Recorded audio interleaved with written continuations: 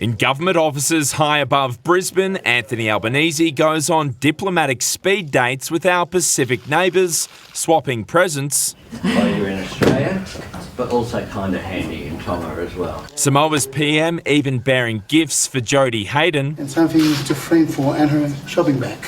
Also talking footy. I'm concerned about the red tie.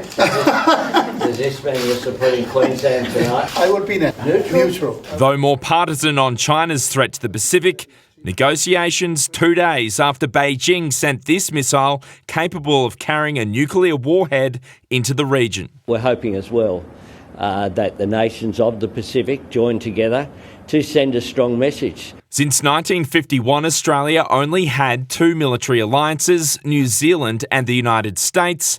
But in the last year, that's expanded with Papua New Guinea and Fiji, and the PM doesn't want to stop there.